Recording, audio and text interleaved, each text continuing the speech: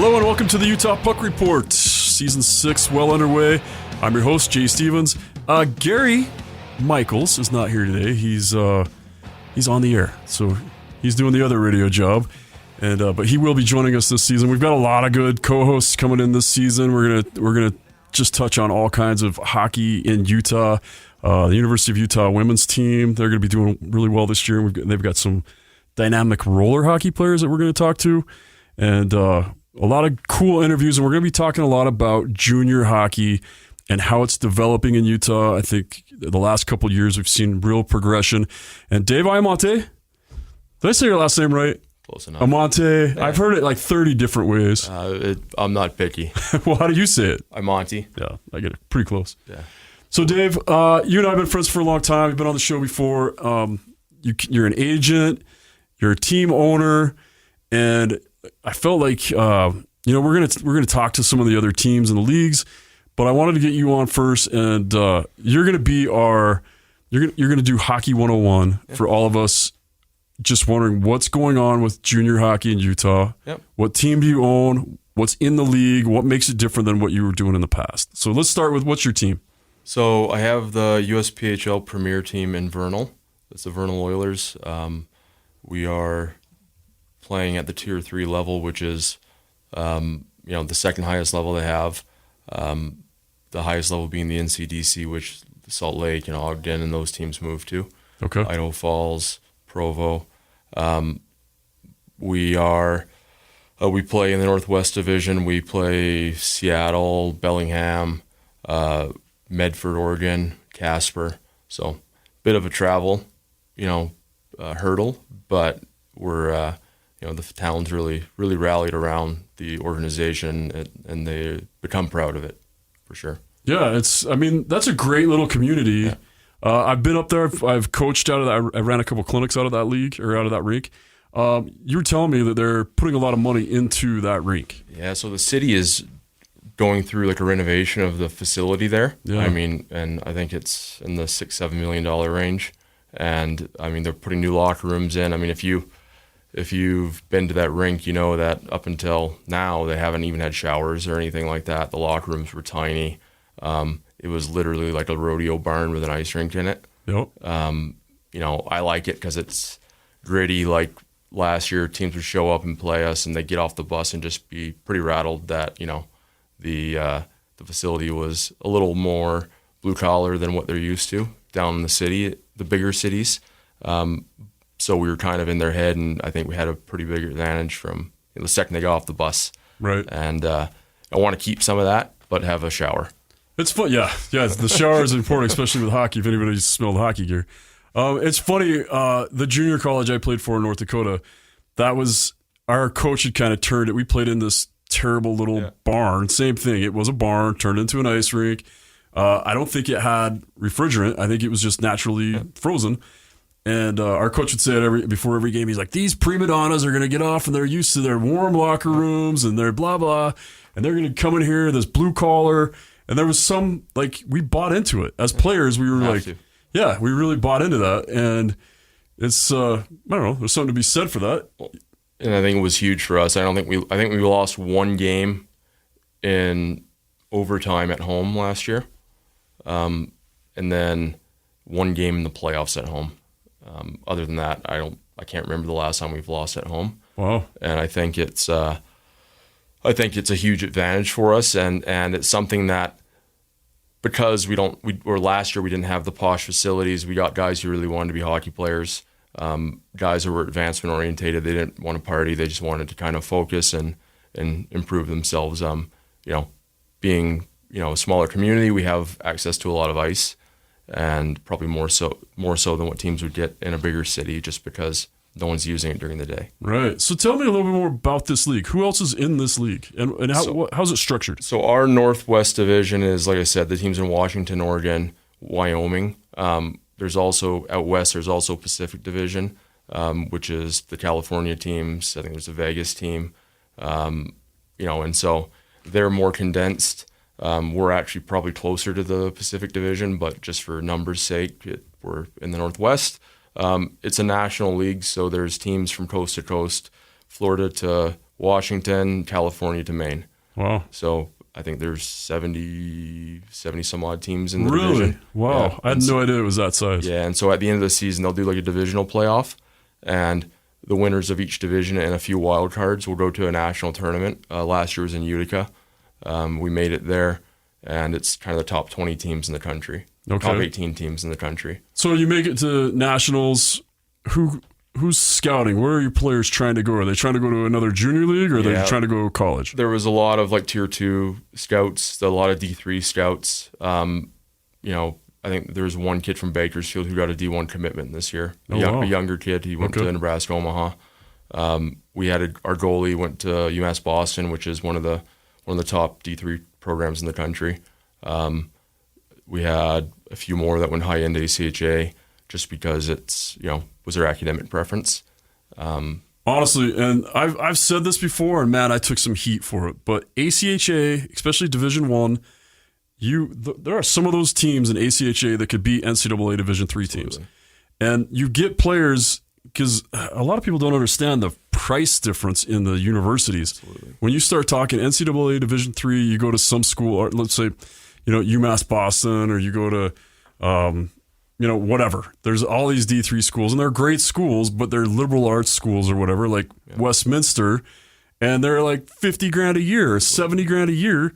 And they're not offering no on-campus housing. It's tough. No scholarship for hockey. You get an academic help, or you could go play ACHA Division I at Arizona, at Utah, Alabama, at Alabama. Like SEC experience. Oh I've seen some crazy stuff online about that team. And you play like a high level of hockey. It's those guys that are like, look, I'm going to school to go to school. I still want to play. I don't want to pay $70,000 a year to go to college. I'm going to go pay $10,000 and go to the U. So the hockey level's up there.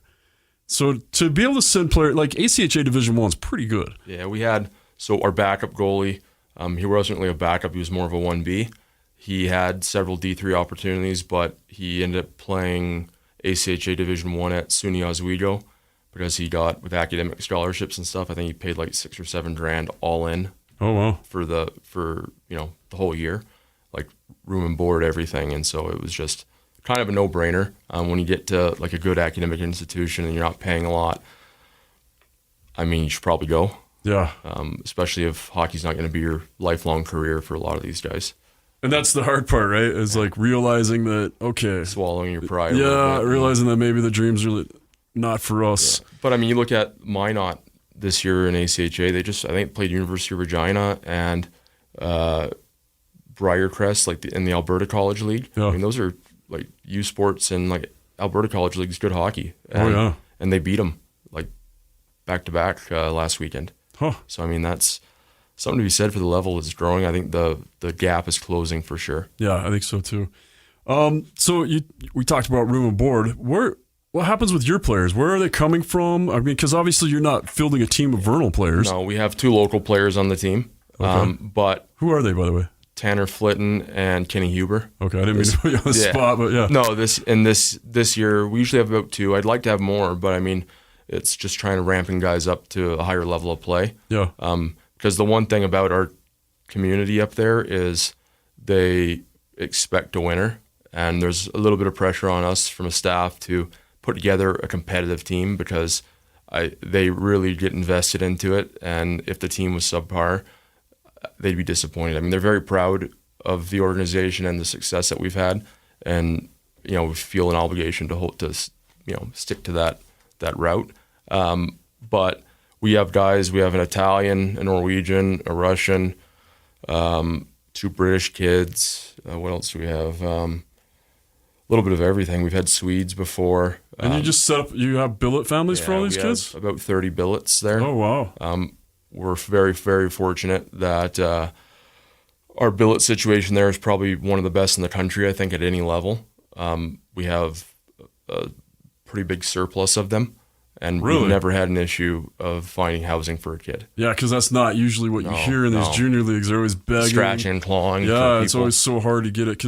So for people that maybe don't understand how junior hockey works, you leave home at 15, 16, whatever, and you go to a town, and if you don't end up in Omaha or Dubuque or whatever, you end up in a different league and you end up in Vernal. Well, you can't just go stay in a hotel for the whole season, so you got to find a family. And these families take these kids in. A lot of time, the relationship becomes like it's a family. Like people, I was talking with Mason Manick the other day, and he was telling me like he still keeps in touch with For sure. all of his billets, and him and his mom and dad, like when they go on vacations, sometimes they meet up with some of the billets, and they really have united as a family. And then that family has the benefit; they don't really make any money off it, right? No, I think they probably lose money, to be honest. Yeah, can you pay them? I know, like here in the valley, I know like the Ogden Mustangs. And the Outliers are paying like $400 a month per kid. That's what we do too. But you got to pay them like that $400 a month turns into that's what that's their food. Yeah. So really, the benefit is off you get to go to the games, you get to watch a player kind of strive and play throughout his dream, and then you've met this other person, and who doesn't like more love in their life, right? You get to this awesome person, this awesome experience. And then you get to watch them grow up and become people. Well, and we've had a lot of the kids come back in the summer, the foreign kids. I mean, in a small community like Vernal, you have, a lot of these guys, it's the cultural diversity of the whole community. I mean, how many Russians have lived in Vernal? Right. How many Slovakians? And we had 4 Slovakians last year. So it's a pretty cool for people from a smaller community to get a taste of maybe what happens in a different part of the world.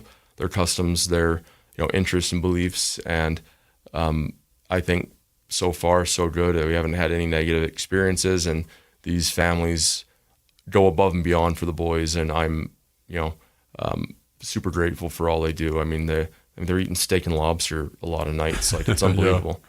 Like it's they're taken care of better than they are at their own house. Wow, that's awesome. That just makes it that much cooler of an experience for those kids to come. And Vernal's such a cool place. What a great little area. Like it's just perfect for a hockey team like this, like a minor league or a junior hockey team. It's the perfect size town, I think, for it. It's kind of a blueprint for this level of hockey. We've been asked about our interest to move up, and the community would be a smaller one at that level.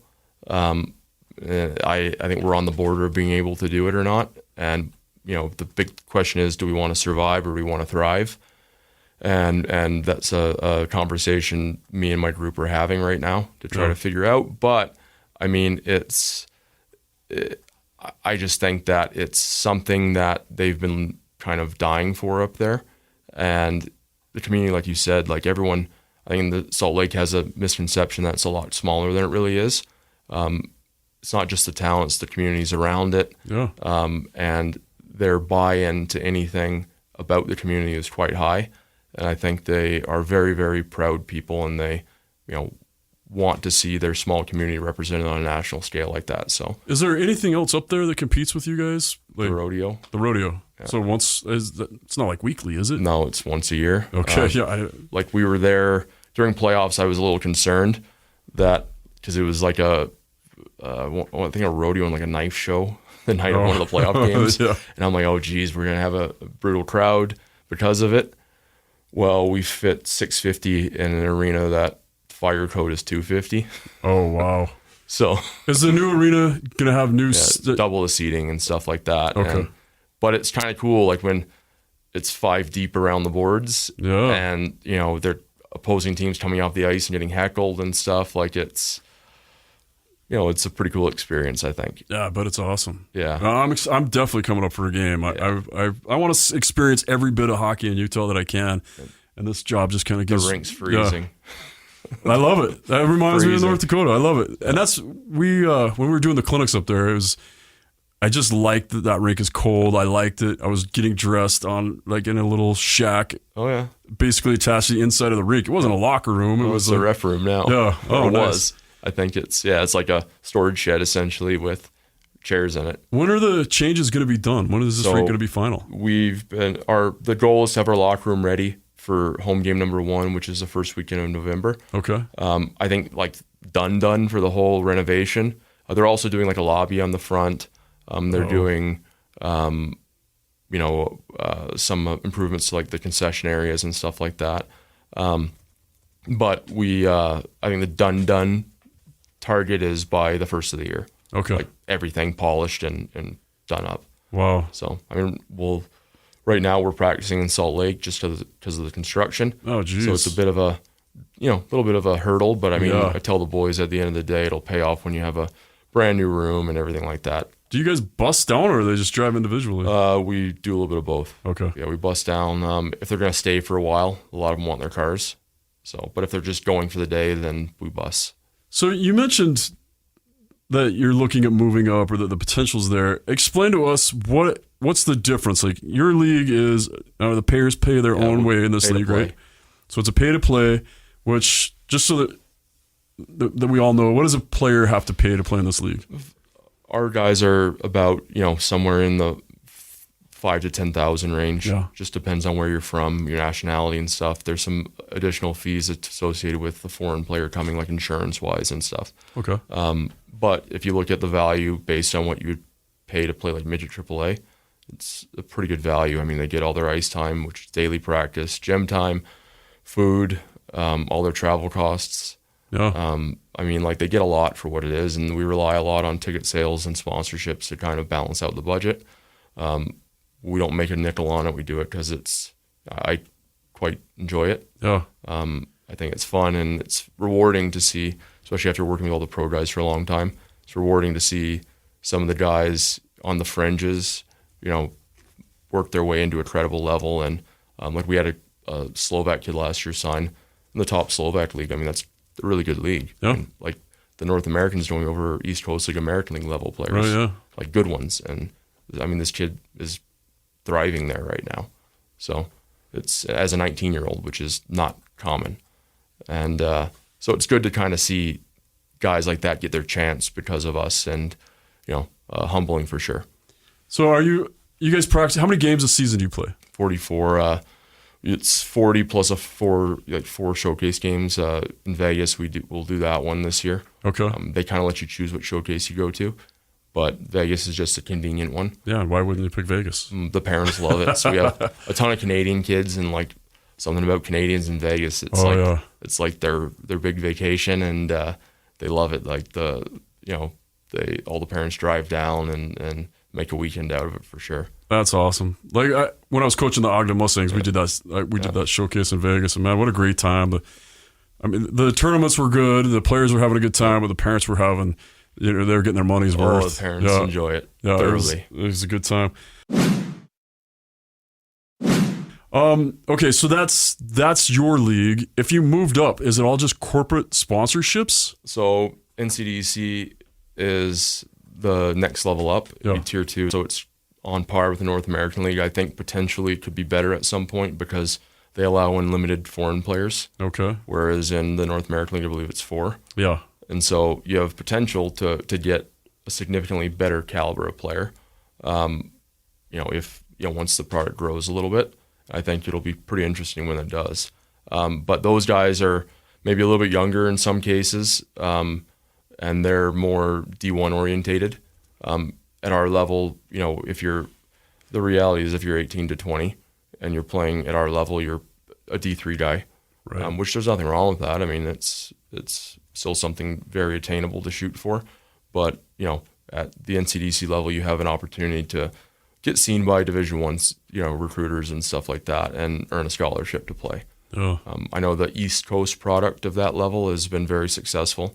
I think the team in New Jersey a couple years ago had like 16 D1 commits on the roster at one point. I mean, don't quote me on that, but it's something pretty high like that. Yeah, that's crazy. That's a lot. Yeah, it's a ton, and they do a pretty good job at advancing guys. It's mostly corporate-driven camp. They have camps to generate money as well. Yeah. But yeah, sponsorships and stuff for the most part, and people with deeper pockets for sure. Oh, that's awesome. It's nice to know there's some, like, back in, like, you and I'm a little bit older than you, but back in our day, there was like, okay, you didn't make junior A, now you play junior B or junior C, and I don't know if that stuff still exists, but that was like, I don't know, I just felt like less opportunities, or maybe it's just the same thing renamed, but it just seemed like once you played junior C, you knew it's pretty much just enjoy your life. Yeah, just have a good time playing that year. we talked a little bit about you being an agent, and we ran into Ryan Kanaswich right before this started. Tell us, a lot of our listeners really care about the Utah Grizzlies, and you were mentioning some of the Grizzlies. I know one offhand that was a crowd favorite that you represented and shipped off. Can you talk to us about a couple guys that, are you allowed to say it? Like who did you represent from the Grizzlies that won't be with the Grizzlies this year? I think the only one this year is Johnny Walker. Okay. We put him overseas in the UK. He's doing a master's degree program. So over there, they have a pretty cool deal where you can make comparable money to the East Coast League, but you also get like a 9-month MBA. So, I mean, it's a pretty good, way to combine hockey with school. And it's like, you graduate in 9 months with a postgraduate degree and can go. I mean, you're not going to walk into a Fortune 500 company and run it, but I mean, you can at least put yourself at the top of the list when you come to getting a real job at some point.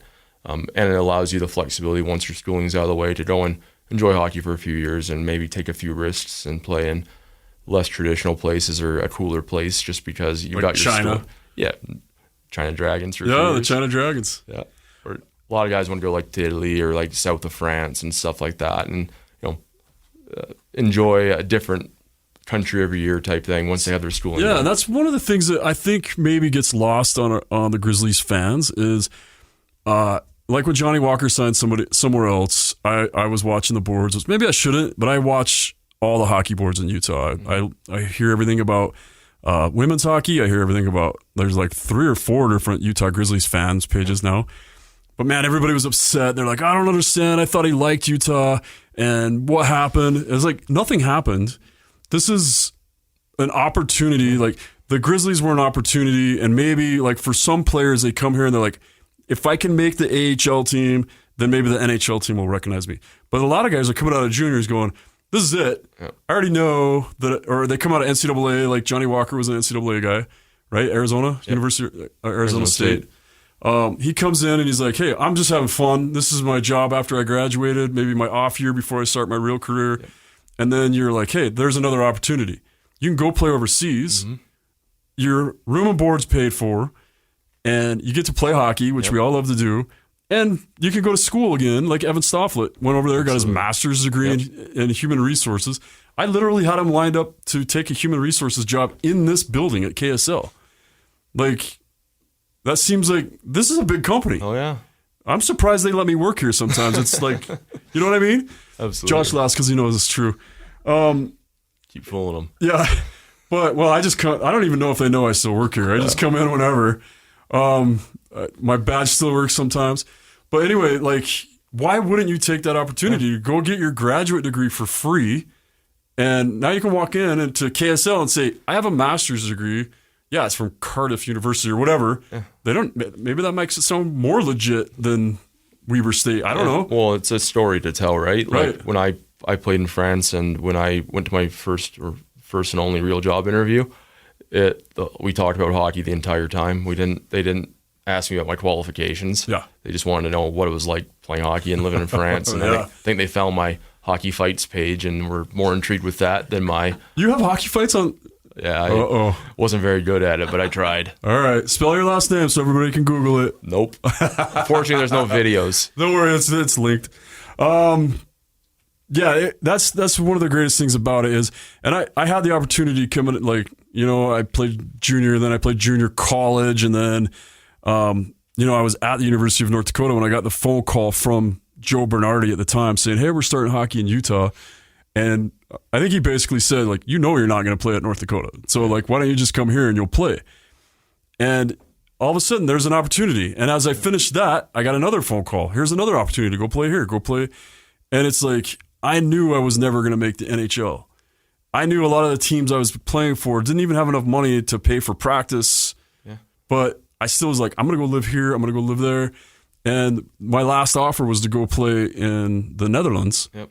And I was like, I'm going to do it. But then that's when we also decided to have kids. It's like, what a cool experience to go travel wherever. It has nothing to do with not liking the Utah Grizzlies.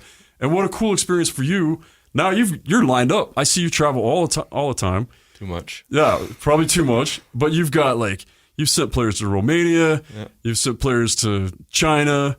and now you get the opportunity to go see them play. Yeah. Like, tell us a little bit about like how cool is that, and where did you come up with that idea of networking like that? I like to say I've been everywhere and seen absolutely nothing. I mean, I've seen a lot of arenas, a lot of, VIP buffets, and that's about it. Yeah. But it's a pretty cool experience. I mean, I think you grow a lot as a person traveling and having to, especially I started going over by myself, like figuring it out when I was pretty young, like my mid-20s.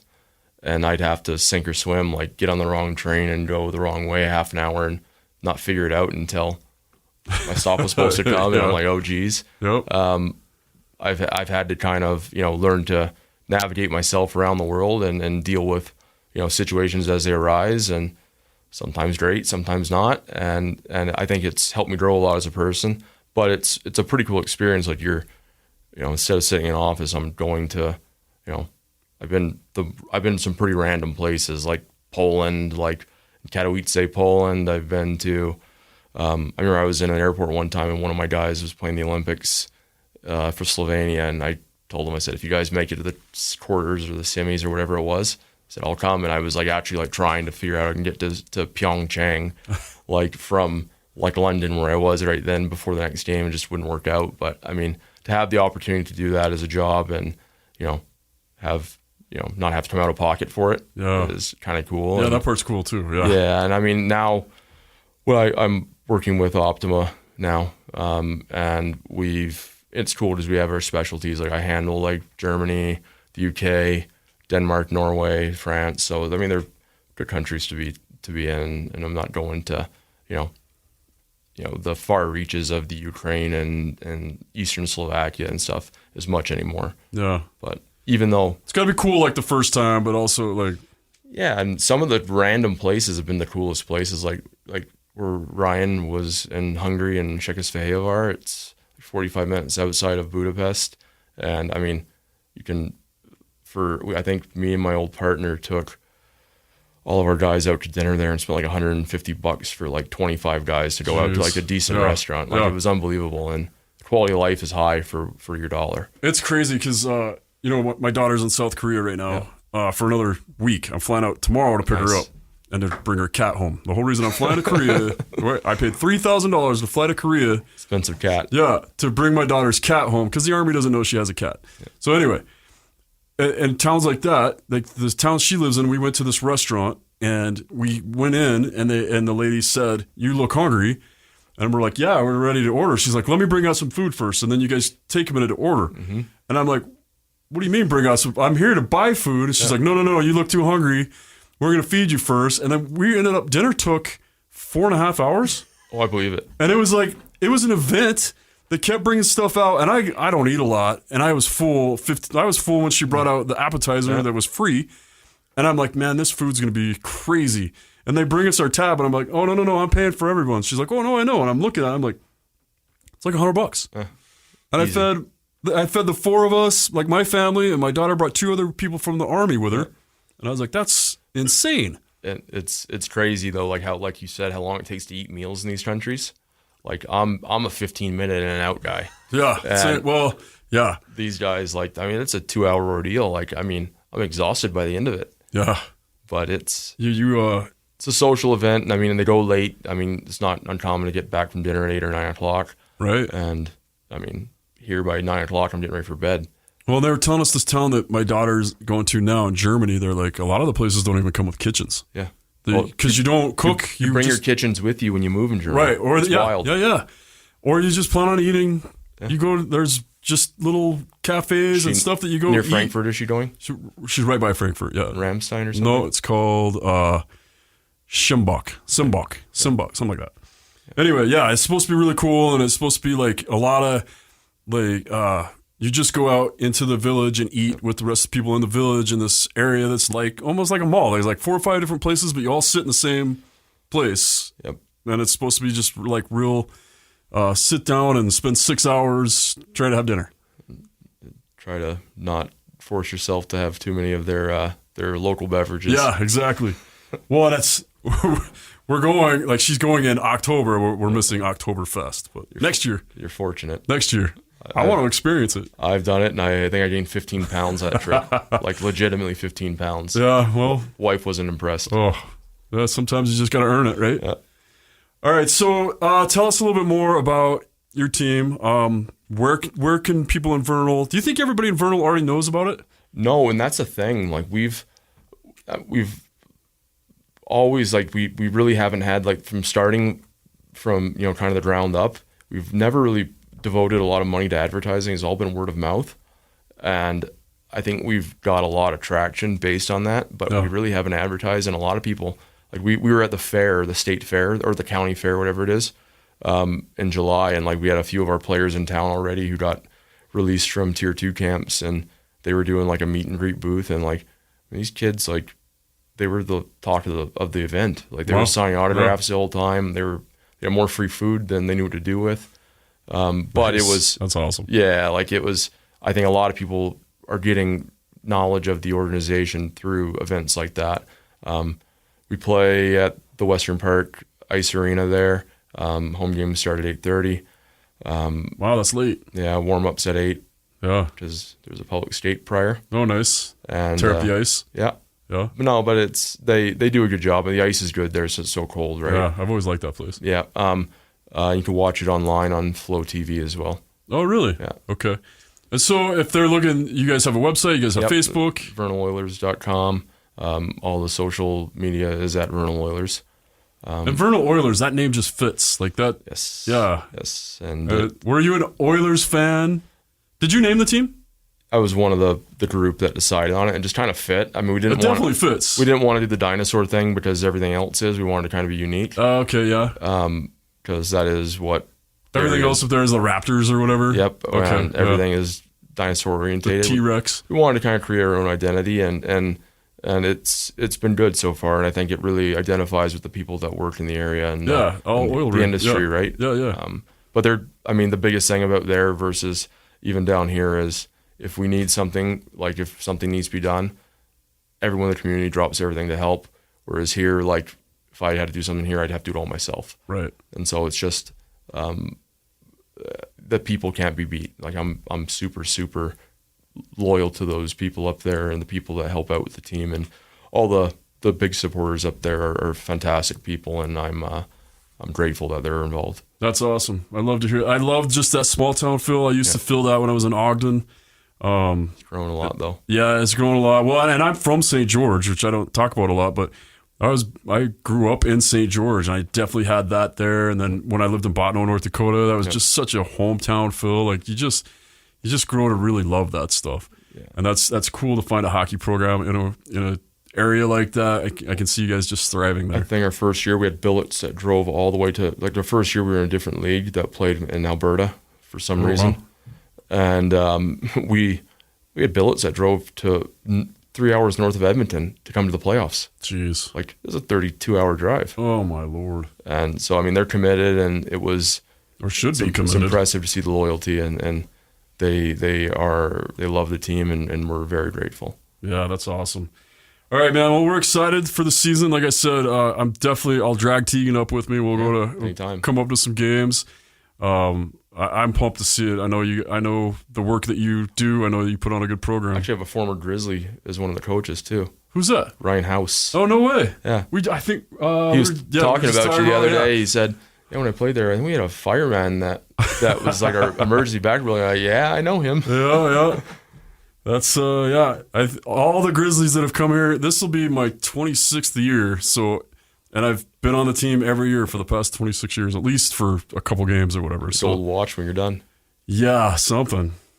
Just right now, all I got from was bad hips. But I think Tegan's honestly taking over my spot as the E-Bug this year. Anyway, all right. Well, we're excited, man. Tell us the website one more time. VernalOilers.com. VernalOilers.com. Anything else we can say before you go? I think that'll do it. Okay, man. Well, I appreciate you taking the time and coming on the show. Appreciate it. And that is the Utah Puck Report.